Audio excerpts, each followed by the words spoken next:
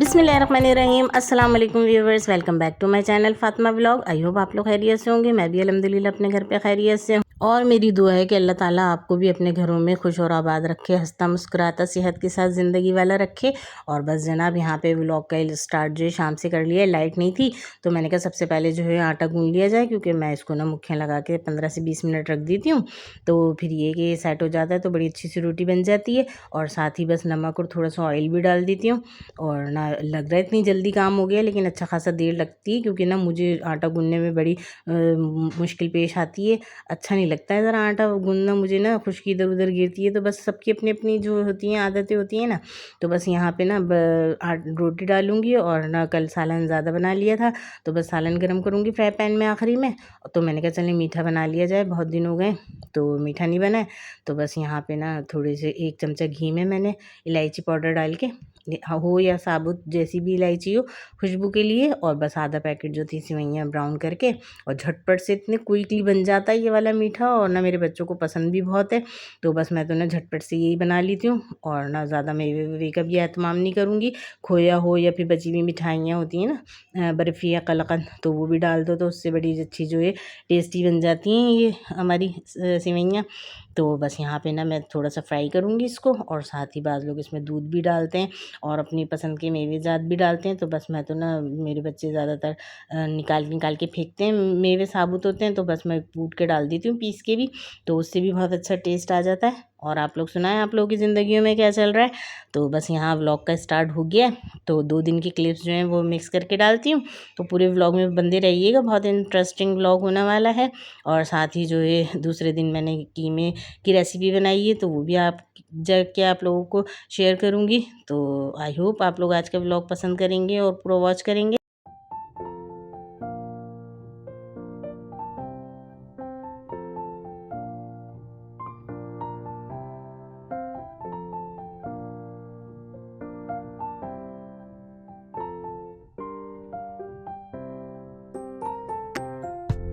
और मेरी प्यारी बहनों, आज का मैंने टॉपिक जो है वो चूज़ किया है कि रोने के हैरान कर देने वाले फ़ायदे, क्योंकि मुझे पता चले तो मैंने कहा चलें आप लोगों के साथ भी डिस्कस करते हैं। तो फिर जनाब, रोने से जो है दिल का बोझ हल्का होता है और इंसान जो है अपने आप को बहुत हल्का हल्का महसूस करता है, क्योंकि रोने से ना उसके अंदर का जो है जहनी दबाव ख़त्म होता है और उसको जो है बड़ी राहत और सुकून मिलती है।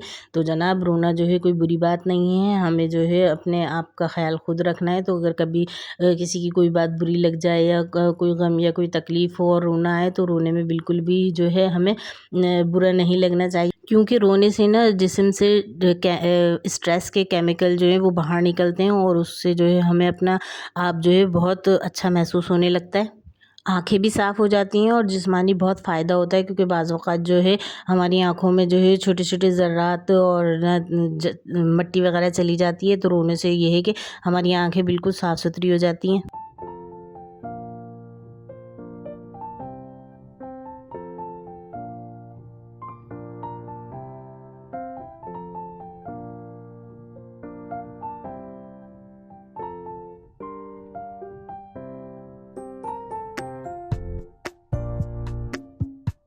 और यहाँ बातों बातों में मेरा जो है आटा भी ठहर चुका है, तो बस मैं रोटियां डाल लूँगी बचे हुए सालन के साथ। और साथ ही जो है मेरा सेवइयों का ज़र्दा भी बेहतरीन सा रेडी हो चुका है।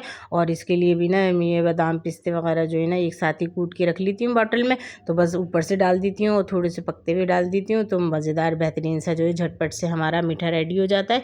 और ज़रूरी नहीं है सेवइयों के ज़र्दे में डले, ये वैसे भी चावल वाला जो ज़र्दा होता है उसमें भी और शीरखुरमा वगैरह में भी ना इस्तेमाल हो जाते हैं। तो पहले से जो ये छोटे छोटे काम करके रख लो तो बहुत आसानी हो जाती है।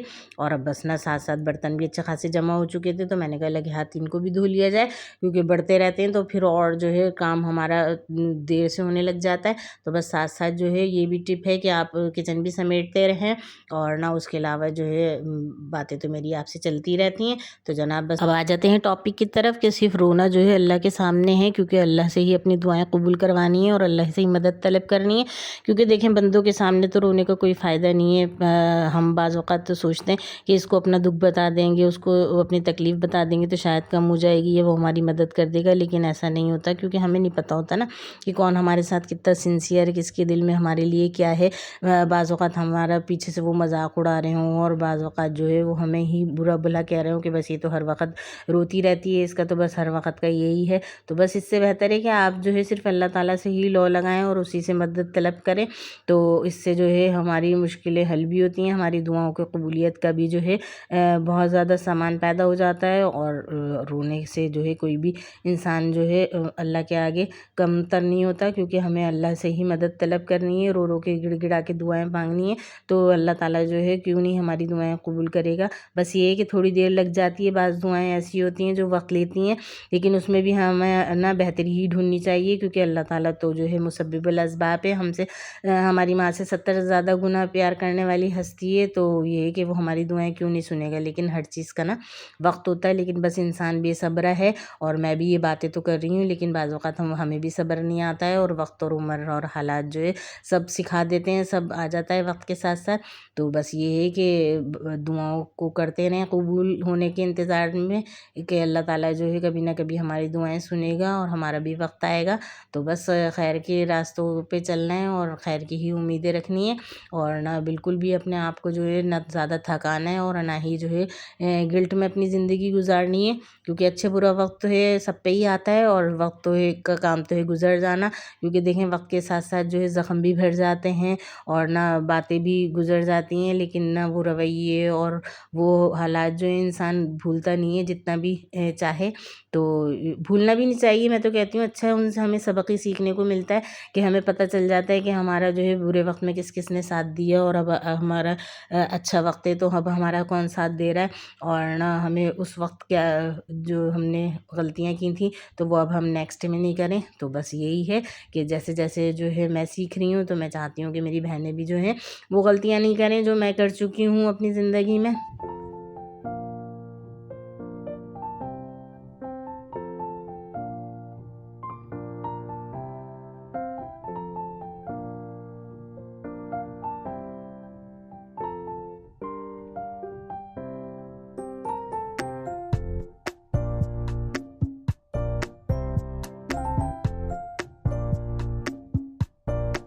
और अब यहाँ ना अच्छे खासे बर्तन हो गए थे, तो मैंने जल्दी से जो है अपना किचन कंप्लीट किया क्लीन, और उसके बाद जो है चूल्हे ठंडे हो चुके थे, तो मैंने कहा चलें अब कर ली जाए चूल्हों की रिगड़ाई, क्योंकि वक्त से पहले साफ़ करो ना साफ़ सुथरे होते हैं। तो फिर ये है कि सुबह पकाने का भी दिल चाहता है, और फिर इतनी ज़्यादा जो है ये मेरे चूल्हे पे देखें आप ब्लैकनेस हो गई है, तो मैंने इस पर शीट कवर बिछा दी थी फॉइल की। तो ये है कि उससे मेरा जो है 3-4 दिन आराम से निकल जाते हैं। और ना पुराना तो बहुत हो गया, लेकिन ये कि अभी वर्क कर रहा है, तो बस जब तक चल रहा है तो साथ दे रहा है। तो मैं भी इसको चला रही हूँ, और ना इंशाल्लाह जो है बहुत जल्द मैं भी जो है जो आजकल नए चूल्हे चल रहे हैं ना तो वो लूँगी, लेकिन ये अभी सही है। तो बस इसी की रिगड़ाई करके इसको नया कर लेती हूँ, और ना बस लेमन मैक्स या फिर जो भी साबुन हो ना उसको जूने से रगड़ लो, तो ये कि बिल्कुल नीट एंड क्लीन हो जाता है। और पहले तो ठंडा कर लें चूल्हा, क्योंकि अभी मैंने रोटी बनाई थी ना और मीठा बनाया था तो गर्म हो रहा था। अब जैसे ठंडा हुआ बर्तन वगैरह धोए, इतने में किचन के स्लेब वगैरह साफ़ किए, तो बस अब इसकी रिगड़ाई कर ली। और बस अब जो है दूसरे दिन के व्लॉग आप लोगों के साथ शेयर करूँगी, क्योंकि सुबह सुबह आओ ना किचन में तो अब ये है कि बर्तन भी नहीं होंगे, और रात को सब धो के रखो, चूल्हा वुल्हा साफ़ करके रखो, तो बड़ी आसानी और सहूलत हो जाती है। और सबसे बड़ी बात है जहनी सुकून बहुत हो जाता है। और मेरी बहनों, जो मैं टॉपिक के पे बात कर रही हूँ आज, है कि रोने के हैरत और अंगेज़ फ़ायदे। तो उससे आप लोगों ने भी एग्री करना है कि जब हम रो लेते हैं और हमारा दिल हल्का हो जाता है, तो फिर बड़ी अच्छी गहरी नींद आती है, बड़ा सुकून मिलता है, बड़ा इत्मीनान मिलता है।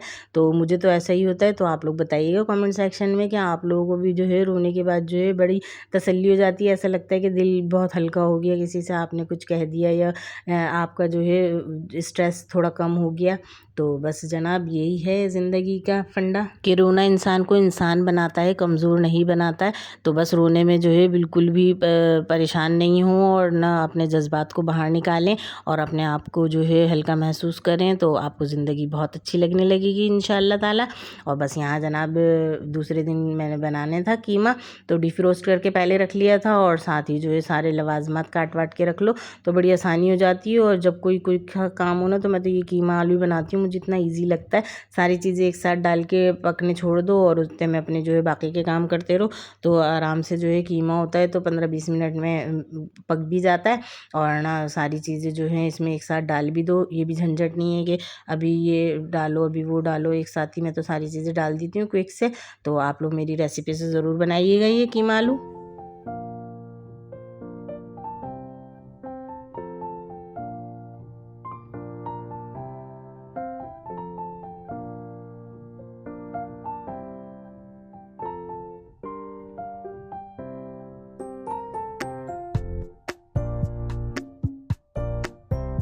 और ना यहाँ मैं आप लोगों को बताऊँ कि बाज़ लोग ऐसे होते हैं ढीठ, यानी उनको रोना ही नहीं आता। मुझे इतनी हैरत होती है। मर्द तो चलो ख़ैर कहते हैं कि रोते ही नहीं हैं, लेकिन ना बाज़ औरतें भी इतनी होती हैं कि ना उनको रोना इतनी जल्दी नहीं आता। और हम तो कोई टीवी पे सीन देख लें या किसी की परेशानी सुन लें तो फ़ौरन ही आँखें जो है नम हो जाती हैं। लेकिन पता नहीं बाज़ लोग दिल के इतने सख्त होते हैं, इतने ढीठ होते हैं कि ना उन लोगों को रोना नहीं आता। लेकिन ना रोने से जो है इंसान बहुत अपने आप को जो है आज़ाद कर देता है। और जो अच्छी बात है कि हम दूसरों की तकलीफ़ और दूसरों का एहसास करते हैं, तो इसीलिए तो हमारी आँखों में आँसू आ जाते हैं। तो जिनका दिल नरम होता है ना, तो वही लोग ऐसे होते हैं। वरना मैंने तो ना इतने सख्त दिल भी देखे उनकी ज़िंदगी में, कितनी भी परेशानी, हारी बीमारी, टेंशन आ जाए, लेकिन वो या तो इस डर से नहीं रोते कि क्या नाम है सब मज़ाक उड़ाएँगे या हम अच्छे नहीं लगेंगे या हमें लोग जो है बहुत ही ज़्यादा कमज़ोर समझेंगे। लेकिन ये तो सारे जज़्बात होते हैं, एहसासात होते हैं, और ये तो कुदरती ही जो है आपके जिस्म से और ना आपकी रूह से कनेक्टेड होते हैं और ना निकलते हैं। लेकिन बस यही है कि हमें जो है नर्म दिल होना चाहिए और ना अपने जज़्बात पर खुद ही काबू पाना चाहिए और अल्लाह के सामने ही रोना चाहिए ना। वैसे तो अच्छी बात नहीं है कि हर किसी के सामने आप अपने दुखड़े रोएँ, हर वक़्त की परेशानी, और क्योंकि सभी के साथ है ना, सबकी ज़िंदगियों में कुछ ना कुछ चल रहा होता है। बज़ाहिर तो हमें लगता है कि इसकी ज़िंदगी बहुत परफ़ेक्ट है और इसको कोई परेशानी नहीं है या इसके साथ बीमारी या टेंशन नहीं है, लेकिन ऐसा नहीं होता है। सब अपनी-अपनी जंगें खुद लड़ रहे होते हैं। और ना अल्लाह पाक सबको इतनी हिम्मत भी देना कि वो बस अल्लाह से ही रुजू करें और अल्लाह के सामने ही जो है अपनी परेशानियों का हल तलाश करें। और बस जनाब यहाँ पे मसाले वगैरह कट गए थे, तो बस आधा कप जितना जो है ऑयल लेके मैंने प्याज फ्राई कर लिए, क्योंकि ना गैस का प्रेशर कम होता है तो अच्छा खासा टाइम लग जाता है। बस थोड़ी सी प्याज फ्राई होगी तो साथ ही मैंने जो है ना डिफ्रोस्ट किया हुआ जो कीमा रखा हुआ था, तो बस वो डाल दूँगी अदरक लहसुन के साथ, और साथ ही टमाटर भी डाल दूँगी। और मसाले तो वही बेसिक से जो हम घर में यूज़ करते हैं, नमक मिर्च हल्दी सब अपने हिसाब से ही डालते हैं ना, कम ज़्यादा। तो बस डाल के पानी डाल के उसको पकने छोड़ दूँगी और इतने में जो है अपने बाकी के काम कर लूँगी। आज असल में लगाई है मशीन, तो बाथरूम वगैरह क्लीनिंग वगैरह के तो मैं इतनी ज़्यादा लेती नहीं हूँ, तो ट्राइपॉड लेके जाओ ना कमरे में तो टूट जाता है। तो बस यही है कि टूटने के डर से, क्योंकि पहले भी मेरा इसी तरह जो टूट चुका है, तो बस मैं ना लेके कम जाती हूँ बाथरूम में। बस ये कि बाहर वगैरह के फूड जो है वो ले ली थी। और बस यहाँ साथ साथ जो है मेरा कीमा भी पकता रहेगा, तो मैं अपनी मशीन पर क्लीनिंग का काम कर लूँगी। और आप लोग मेरे ब्लॉग पे फर्स्ट टाइम आए तो एक अच्छा सा कमेंट ज़रूर कीजिएगा मेरी हौसला अफ़ज़ाई के लिए, और लाइक भी कीजिएगा, सब्सक्राइब भी कीजिएगा। जज़ाकल्लाह खैर।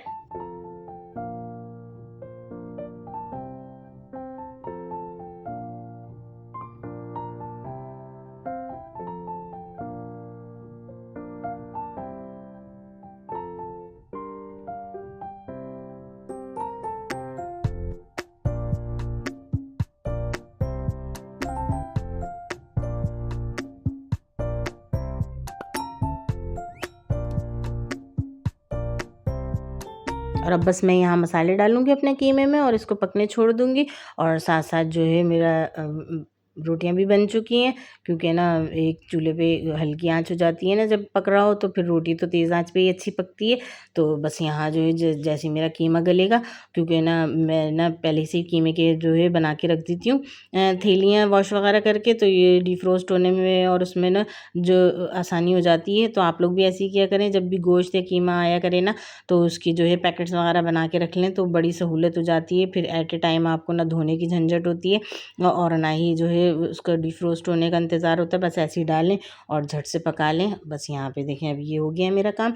और इसके बाद मैंने हरा धनिया हरी मिर्ची भी काट ली थी गार्निशिंग के लिए, और ना गरम मसाला ऊपर से डालूंगी। और यहाँ इसकी लुक चेक करें, 10 कीमा था ना बारीक था, तो बस जल्दी से ही हो गया 15 मिनट में ही। अब इसमें आलू डाल दूंगी, जब तक थोड़े से टमाटर मैश करके डालती हूँ, क्योंकि आजकल तो भाई टमाटर इतने महंगे हुए हैं। तो बस मैंने ना 2 से 3 ही डाले थे इसके अंदर, और साथ ही जो है 2 आलू भी मैंने काट के रखे हुए हैं, तो वो डालूँगी, सलाद बनाऊँगी और बेहतरीन सा जो है हमारा डिनर अल्हम्दुलिल्लाह रेडी हो जाएगा। और साथ साथ अपने टॉपिक की तरफ आ जाते हैं। तो याद रखें, आंसू जो है वो कमज़ोरी नहीं है, बल्कि ये दिल की आवाज़ है जो ज़बान नहीं कह सकती। मसद बाज़ वक़्त जो है हम पे ऐसी सिचुएशन होती है कि हम मुँह से कुछ बोल नहीं पाते और ना बस अंदर ही अंदर जलते कुढ़ते रहते हैं, या फिर अपने जो है जज्बात को बाहर नहीं ला सकते, एहसासात वगैरह किसी से शेयर नहीं कर सकते। तो कमज़ोरी आंसुओं की नहीं होती, बल्कि ये है कि हम उस वक़्त अपने जज्बात पर काबू नहीं पाते। तो इसीलिए भी इसका बेहतरीन हल यही है कि सिर्फ़ आप अल्लाह के आगे रोएं, क्योंकि लोगों के आगे रोने का ना कोई फ़ायदा ही नहीं है। तो बस अल्लाह के आगे रोएं और अपनी परेशानियों का हल जो है अल्लाह से ही तलब करें, और ना बस काम करते करते जो है दुरूद शरीफ और इस्तग़फ़ार का विर्द करते रहें। मुझे दुआओं में याद रखें। Thanks for watching. अल्लाह हाफ़िज़।